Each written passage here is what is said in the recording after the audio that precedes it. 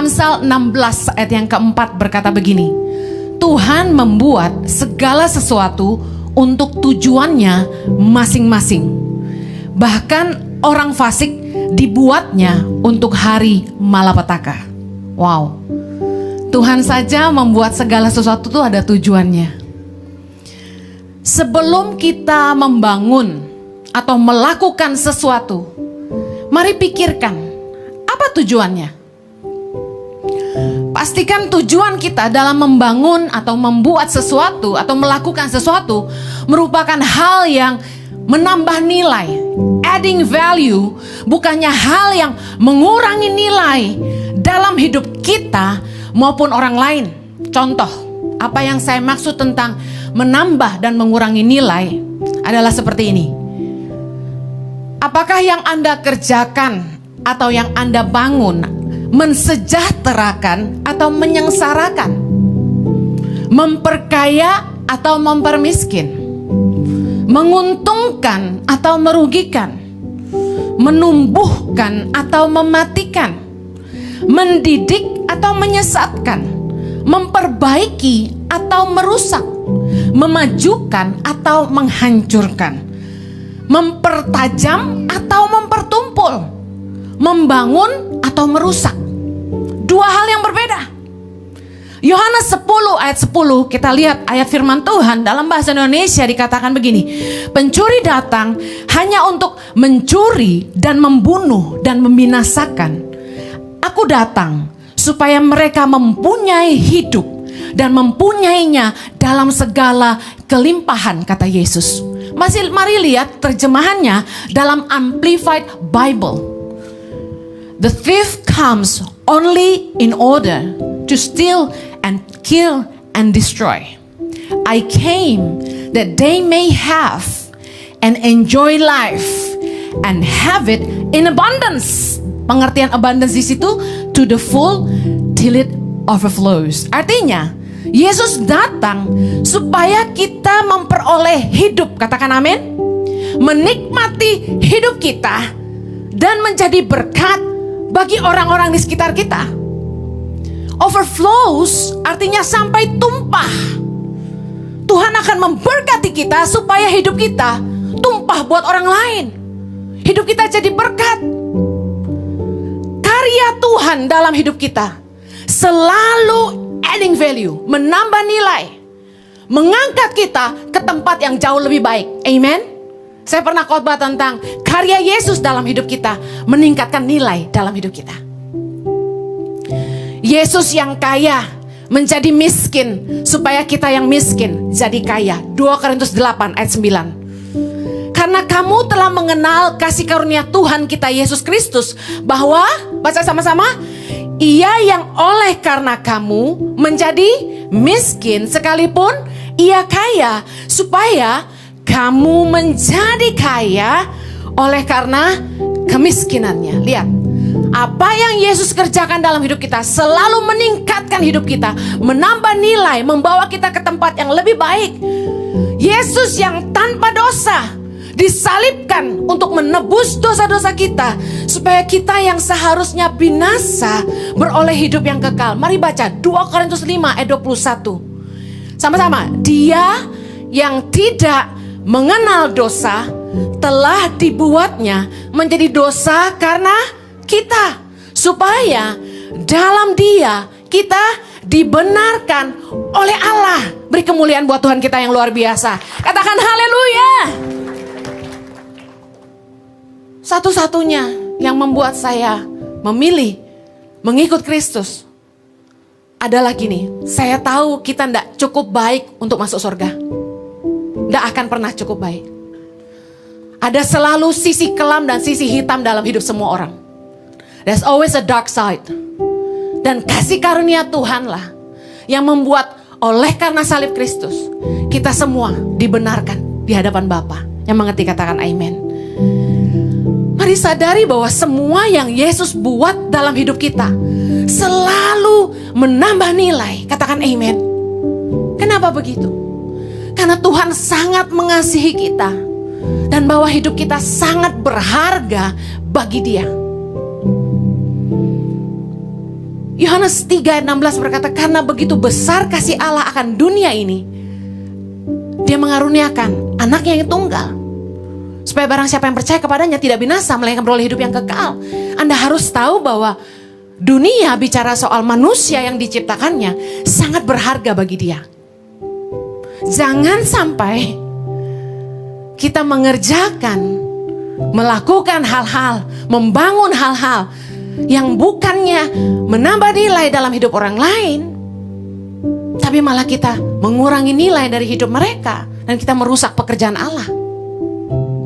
Makanya kenapa saya tidak mau jemaat ICI punya budaya menghakimi. Kalau Tuhan saja masih sabar sama kita, kata firman Tuhan, supaya Dia kasih kesempatan buat kita bertobat, apa hak kita menghakimi orang lain? Yesaya 43 ayat 4 berkata gini, oleh karena engkau berharga di mataku dan mulia, dan aku ini mengasihi engkau, maka aku memberikan manusia sebagai gantimu dan bangsa-bangsa sebagai ganti nyawamu. Katakan, aku berharga bagi Allah. Jangan sia-siakan hidupmu karena engkau berharga bagi Allah. Pastikan ketika Anda membangun sesuatu, melakukan sesuatu, bertanyalah pada dirimu, apa tujuannya? Apakah yang saya lakukan ini menambah nilai, bukannya mengurangi nilai dalam hidup saya dan orang lain? Bukan hanya bicara orang lain, tapi bicara hidup kita, karena kita berharga. Saya akan akhiri dengan 4 contoh dalam kehidupan. Yang pertama, apakah pergaulan Anda, orang-orang di sekitar Anda hari ini menambah nilai atau mengurangi nilai dalam hidup Anda? Mazmur 1 ayat 1 berkata gini, berbahagialah orang yang tidak berjalan menurut nasihat orang fasik, yang tidak berdiri di jalan orang berdosa, dan yang tidak duduk dalam kumpulan pencemooh. Dikatakan berbahagialah. Adding value berarti gini, hidup kita jadi bahagia. Anda ingin bahagia, angkat tangan. Kata firman Tuhan, Mazmur 1 ayat 1 bilang gini, kalau Anda ingin berbahagia, jangan berjalan menurut nasihat orang fasik. Siapakah orang fasik? Orang yang tahu kebenaran tapi tidak mau menghidupi, cuma pintar menghakimi. Yang tidak berdiri di jalan orang berdosa. Anda ingin berbahagia, jangan bergaul sama orang-orang berdosa dan mengikuti cara-cara hidup mereka. Anda ingin berbahagia, jangan duduk dengan kumpulan pencemooh. Anda mau lihat apakah hidupmu hari ini dikelilingi oleh orang-orang yang menambah nilai atau mengurangi nilai dalam hidupmu? Simple.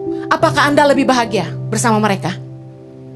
Apa mereka membuat Anda menderita? Contoh, morotin Anda, membuat Anda jadi hidup tidak berkualitas, membuat hidupmu lebih banyak ngabisin waktu untuk hal-hal yang sia-sia. Saya jarang hangout, honestly, gak ada waktu. Kalau saya punya waktu free, saya lebih baik sama anak saya, karena anak saya yang paling sering dikorbankan karena pelayanan saya. Saya tidak ke salon, saya panggil orang gunting rambut ke rumah. Gak ada waktu buat pergi aja. Jadi saya sangat hitung waktu saya. Beberapa waktu kami mulai punya gereja ini, ICI. Salah satu pengerja bilang, haruslah sekali-kali fellowship sama pengerja, katanya gitu. Saking saya gak pernah fellowship sama pengerja, sama staff aja. Saya punya meeting mingguan, itu purely meeting, jadi bukan have fun. Meskipun kami selalu fun ya. Satu kali saya coba, oke lah, habis 60 minutes worship, kami nongkrong di warung Ropita. Kurang sehat sebenarnya, karena nggak pernah saya kalap makan begituan. Roti bakar, coklat keju, itu makanan kesukaan waktu SMA kata suami saya. Indomie goreng pakai telur dan cornet gitu ya. Pada lapar ya. Kemudian apalagi? Nasi uduk. ya kan? Dosa. Sate Padang dan teman-temannya. Ada yang diet pesennya sate taichan. Saya kurang suka, rasanya kurang enak untuk saya. Saya makannya yang agak kurang sehat. Sikat. Terus ada yang ngeracunin lagi. Ciheni, Hen, jus alpukat ya. Oh itu musuh itu kalau orang diet, saya bilang. Dia bilang lu cobain sesendok. Waduh, ini jahat ini. Mereka sayang sama saya, tapi mereka mencobai saya. Udah tahu punya gembala harus kurusin badan. Pandemi telah menambah terlalu banyak dalam hidup saya. Beda kan di YouTube ya. Kemudian satu kali makan itu ketawa tuh saya bilang gini, nggak boleh sering-sering kayak begini, nggak sehat, saya bilang gitu. Bener gak sih? Kemudian mereka bilang gini, salah, justru kamu harus sering begini sama kami gitu. Saya diam, oke. Kemudian minggu depannya lagi saya nggak ada di Jakarta, aman ya kan. Minggu depannya lagi habis 60 menit diajak nongkrong lagi, tempat yang sama. Emang mereka kurang ajar kadang-kadang. Kemudian minggu depannya lagi diajak nongkrong lagi ke tempat yang sama. Saya bilang kalau begini terus gue nambah nih beratnya. Katanya kan cuma seminggu sekali. Kaheni nggak apa-apa. Seminggu sekali buat kalian tuh gak nambah banyak. Saya glek air putih aja naik sekilo. Tapi satu hal yang saya akui, kalau kita tanya, adding value gak tuh Kak Heni? Adding value gak tuh pergaulan Bu Heni? Jujur satu hal yang saya dapat. Kenapa meskipun saya tahu itu ngegemukin, tapi saya tetap mau? Karena mereka membuat saya tertawa. Mereka membuat saya bahagia. Saya happy. Dan yang paling penting gini, waktu berkualitas sama mereka tuh berasa banget. Kita nggak ngomongin orang, kita nggak gosip, kita ngetawain diri sendiri, kita kecekakak cekikik, kita ngomongin antara kita aja, kita nggak ngomongin orang. Sehat, kita nggak gosip. Itu yang saya senang. Yang bikin saya malas ngopi sama orang. Baru duduk udah ngomongin si A, baru duduk ngomongin si B. Kok kepahitan gak kelar-kelar, capek. Buang sampah di tempat yang salah. Kita capek, dia tumpahin ke kita, tambah lelah. Bener gak? Lebih baik nih kalau kita yang lelah-lelah nih kayak saya, duduk sama yang bikin kita ketawa aja. Hati sukacita, katakan amen. Mamanya Ibu Iren, General Sekretari gereja ini, umur 76. Awet muda kayak lakcap. Umur 76 kayak 60. Pengen gak ibu-ibu kayak begitu? Saya langsung tanya, Tante, rahasianya apa? Dia bilang gini, hati yang sukacita. Puji Tuhan, amen. Yang mau ibu-ibu katakan amen. Yang kedua, zaman ini zaman sosial media, dunia maya. Orang mulai berlomba-lomba bangun reputasi, bangun karya, bikin usaha lewat dunia maya dan sosial media. Contoh seperti YouTube ya. Banyak orang tuh pengen eksis, pengen dikenal, pengen punya banyak follower, subscriber. Tetapi tahukah Anda, kalau Anda ingin terkenal, Anda ingin dikenal, Anda akan punya yang namanya pengaruh. Katakan pengaruh. Semakin Anda terkenal, Anda semakin punya pengaruh. Pengaruh itu didapat dari 4 ya. Yang pertama kekayaan, yang kedua jabatan, yang ketiga ketenaran, yang keempat dampak. Semakin seseorang terkenal, semakin luas lingkar pengaruhnya. Nah, sebagai orang yang jadi public figure, kita nggak bisa bilang hidup gua, suka gua, jangan kepoin gua. Kita nggak bisa gitu. Karena ketika Anda milih untuk eksis dan dikenal orang, ada tanggung jawab yang mengikuti Anda. Tingkah lakumu, perkataanmu, hidupmu, bahkan cara berpakaianmu akan disorot oleh orang banyak dan diikuti, dicontoh oleh para followersmu. Saya pernah satu kali beli tas murah untuk pergi ke luar. Saya foto pakai tas itu, taruh di dada. Langsung ditanya orang di Instagram. Saat itu juga, Bu Heni, itu jualannya Tangan Pengharapan gitu. Waduh, kayaknya saya pakai apa juga dibeli orang. Cucok ya. Katanya gendut-gendut gini body display. Jadi Ibu Heni gak boleh pakai baju sendiri. Katanya harus pakai baju jualan Tangan Pengharapan, biar orang beli. Nah kalau saya khotbah gini, saya masih minggir dikit supaya orang sempat capture. Cek, pengen beli yang kayak Bu Heni ya. Atasan dan bawahan dari batik Tangan Pengharapan. Cie. Oke. Banyak orang pengen terkenal, tapi mereka gak ngerti bahwa dikenal itu punya tanggung jawab. Apa tanggung jawabnya? Anda punya tanggung jawab untuk memberi teladan yang baik, menebar inspirasi positif yang membangun dan bukan mengacaukan, apalagi membuat kerusuhan. Pengaruh Anda membuat suara Anda didengar orang. Jangan pernah melemparkan kata-kata yang memprovokasi kekacauan. Amsal 29 ayat 8 berkata gini, pencemooh mengacaukan kota, tetapi orang bijak meredakan amarah. Lihat aja tuh akun-akun yang memprovokasi, yang bikin ribut, adalah orang-orang yang pencemooh, sukanya ngomongin orang. Ngapain? Bahkan mengeluh pun di sosial media, saya rasa gak perlulah. Kadang-kadang lebay banget di Facebook orang tulis stres. Ngapain? Pertama, who cares? Kedua, yang ada orang yang sebel sama lu jadi seneng. Punya masalah soal suami, gak usah posting-posting.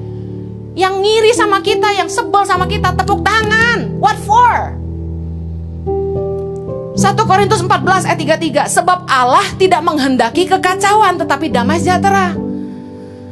Mari kalau Anda itu punya akun sosial media, seberapapun followersnya, Anda punya tanggung jawab. Lepaskan perkataan yang baik, yang membangun, yang menginspirasi, memberi semangat. Kalau Tuhan tuh kasih kita kesempatan untuk beri pengaruh dalam hidup orang lain, pastikan kita bertanggung jawab dengan itu. Katakan amin. Yang ketiga, kalau Tuhan itu mengaruniakan kepada Anda kekayaan, sehingga Anda bisa membangun sebuah usaha, pastikan Anda ngerti tanggung jawab Anda. Jangan hanya cari keuntungan diri sendiri, tapi Anda harus memastikan produk yang memperkaya Anda juga mensejahterakan orang lain. Pastikan apa yang Anda bangun, sekali lagi, menambah nilai dalam hidup orang lain, bukan merugikan mereka. Jangan pernah mengorbankan orang lain untuk memperkaya diri sendiri. Amen. Ingat, hidup di dunia ini sementara. Apalagi, maaf, yang udah senior, udah jangan gila harta lagi. Suatu hari kita semua akan masuk ke dalam kekekalan yang selama-lamanya. Jangan hanya memperkaya diri di dunia yang sementara. Baca sama-sama apa yang Yesus katakan. Yohanes 6 ayat 27. Sama-sama yuk. Bekerjalah bukan untuk makanan yang akan dapat binasa, melainkan untuk makanan yang bertahan sampai kepada hidup yang kekal, yang akan diberikan Anak Manusia kepadamu, sebab dialah yang disahkan oleh Bapa Allah dengan meterainya. Kalau Anda diberkati Tuhan dengan kekayaan, jangan menindas orang lemah. Jangan memperdaya orang lain. Jangan memanipulasi orang lain untuk memperkaya diri sendiri. Kok ya ada tega-teganya orang itu jualan makanan yang tidak baik untuk kesehatan orang, bikin produk lipstik yang bikin kanker. Ada aja. Manusia kalau udah serakah mengorbankan sesama. Yang terakhir, kalau Tuhan itu mengaruniakan kepada Anda pasangan hidup dan keturunan, Anda harus tahu bahwa Anda harus bertanggung jawab atas hidup mereka. Orang tua harus jadi teladan bagi anak-anak mereka, baik anak-anak rohani maupun anak-anak jasmani. Memilih jadi gembala dituntut keteladanan. Hati-hati dengan apa yang kita ajarkan kepada anak-anak kita. Jangan sampai kita menyesatkan mereka. Matius 18 ayat yang ke-6 berkata, barang siapa menyesatkan salah satu dari anak-anak kecil ini yang percaya kepadaku, lebih baik baginya jika sebuah batu kilangan diikatkan pada lehernya, lalu ia ditenggelamkan ke dalam laut. Ngomong kasarnya gini ya, lu nyesatin orang, lu mati aja. Betul nggak? Ini halus aja bahasanya. Tuhan tuh gak suka orang-orang tuh disesatkan. Sebagai seorang papa, Anda punya tanggung jawab untuk menjadi sumber. Makanya Anda dipanggil Aba. Aba itu artinya sumber. Anda harus jadi imam bagi istri dan anak-anakmu. Jangan tiap malam buat doa keluarga aja harus istri yang manggil-manggil kamu. Sebagai imam tuh punya inisiatif ngajak anak dan istri doa. Apa susahnya?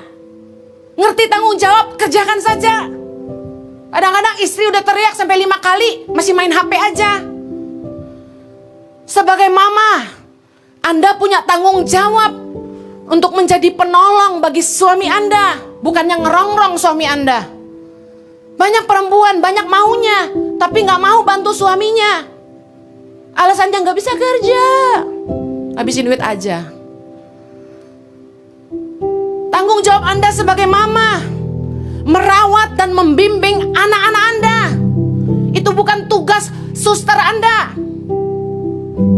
Anak itu cuma dititipkan sementara Anda kerja. Setelah itu tetap tugas membimbing anak Anda adalah Anda. Saya tidak izinin siapapun adding value ke anak-anak saya. Neninya, pembantu, gak usah ikut campur. Saya yang ngajar anak saya. Kadang-kadang punya neni sok pinter ngajarin yang gak bener. Anda harus hati-hati loh. Tahu-tahu anakmu udah pinter nyanyi dangdut daripada lagu rohani. Anakmu tahu-tahu masih kecil-kecil udah nyanyinya lagu patah hati.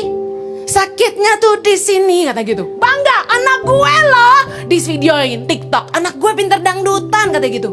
Emaknya ngajarin apa?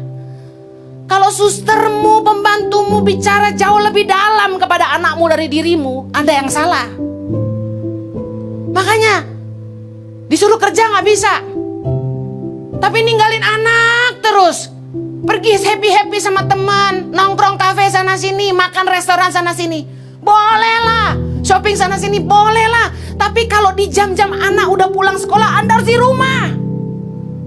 Saya atur meeting saya, jangan ketemu makan siang. Bukan saya pelit, saya mau makan sama anak saya. Pak, saya pastikan makan malam saya di rumah. Kadang-kadang sebel kalau orang gak mau ngerti gitu loh. Bukan kita gak mau. Tugas kita di hadapan Tuhan, tanggung jawab itu. Saya kasih tahu, bukan ribuan, tapi 2-3 domba di rumah. Itu tanggung jawab pertama. Tugas seorang mama menghantar anak-anaknya untuk bisa jadi mandiri, bisa siap keluar dari rumah. Banyak orang punya anak banyak tapi nyia-nyiain anak mereka. Sementara banyak orang yang sangat pengen punya anak. Jujur ya, kadang-kadang saya kalau ngelihat orang yang pengen punya anak, saya tuh terbeban doain. Tapi kok gak dikasih-kasih sama Tuhan tuh saya gak ngerti gitu loh. Tapi kan kita harus ngerti bahwa hidup ini kan kehendak Tuhan. Kalau memang Tuhan gak kasih ya sudahlah. Tapi saya selalu berdoa buat pengerja yang belum punya anak. Saya selalu doa buat mereka. Saya terus doain. Tapi saya temukan, maaf ya, ini nggak ingin menghakimi. Orang-orang yang nggak dikasih anak sama Tuhan, beberapa, saya temukan memang kurang suka anak kecil. Kalau Tuhan percayakan, tapi kita nggak bisa ngurusnya, mungkin lebih baik kita jangan punya anak, menurut saya. Yang kasihan gini, anak-anak itu justru diberikan kepada orang-orang kebanyakan yang menyia-nyiakan mereka gitu loh. Tuhan, why gitu. Sometimes ya, banyak hal di hidup ini yang jadi misteri, yang cuma Tuhan yang bisa jawab, bener gak? Banyak orang yang menyia-nyiakan pasangan hidupnya. Punya istri baik disia-siain, punya suami baik ya disia-siain. gak dihargain. Sementara di luar sana banyak sekali jomblo yang ngebet nikah. Kepala 3, kepala 4. Mereka minta didoain sama saya, minta dikenalin sama saya. Saya juga udah putus asa. Apalagi mereka. Saya pikir gini, kenapa Tuhan ciptain lebih banyak perempuan ya? Bener gak sih? Sedangkan yang cowok, kalau udah kepala 3, rata-rata udah pada punya. Yang bagus maksud saya. Banyakan orang tuh nyanyain pasangan mereka, sementara di luar sana banyak yang pengen nikah. Ironi ya. Yang punya tidak menghargai, yang tidak punya sangat mengingini. Saya tutup dengan Roma 14 ayat 12. Sama-sama yuk. Demikianlah setiap orang di antara kita akan memberi pertanggungan jawab tentang dirinya sendiri kepada Allah. Ketahuilah bahwa setiap kita akan dituntut pertanggungan jawab sama Bapa di sorga. Pastikan kita bertanggung jawab atas setiap karunia yang Tuhan percayakan dalam hidup. Pastikan semua yang kita bangun, segala sesuatu yang kita lakukan berdampak positif, menambah nilai, mensejahterakan orang, membuat orang lain hidup lebih baik. Bukan hanya untuk hidup mereka, tapi juga untuk hidup kita dan keluarga kita. Banyak kali kita terperangkap, kita nolong orang, tapi kita menyengsarakan keluarga sendiri. Kita sungkan sama orang, dan kita gak jaga perasaan pasangan sendiri. Ironi bukan? Saya berdoa, mari hari ini mulai lebih mawas diri. Hati-hati, jangan ngomongin orang, jangan jahat sama orang, jangan sirik sama orang, jangan menjatuhkan orang lain. Kemarin saya baru dikasih tahu, ada istri hamba Tuhan besar ngomongin saya, ini dan itu, ini dan itu. Saya ketawa aja. Saya bilang, ngapain ngurusin saya? Apalagi yang dibicarakan masa lalu. Saya kan hidup sebagai ciptaan baru. Kalau orang itu kenal saya masih gak apa-apa. Yang di ngomongin gak bener, kan lebih parah, bikin orang ketawa aja. Lagian gini, untungnya apa buat dia? Bener gak? Kita ngomongin orang, untungnya apa buat kita? Orang pernah salah sama kita, ya udah ampuni aja. Kalau orang salah, kalau orang gak salah, berarti kita ngiri aja. Ngapain ngiriin orang? Contoh nih, saya mau ngiri sama cewek yang lebih cantik, lebih putih dari saya. Buat apa gak nolong saya jadi lebih putih juga? Saya iri gitu lihat hidung dia mancung. Apa yang saya bisa lakukan? Gak akan rasa iri itu menolong hidung saya lebih tinggi 5 cm. Gak akan juga. Ya sudahlah, gambar-gambar aja dikit lumayan. Kasih kilau-kilau di tengah. Di TV tampak lumayan kan? Meskipun tetap mungil, tapi Jojo suka.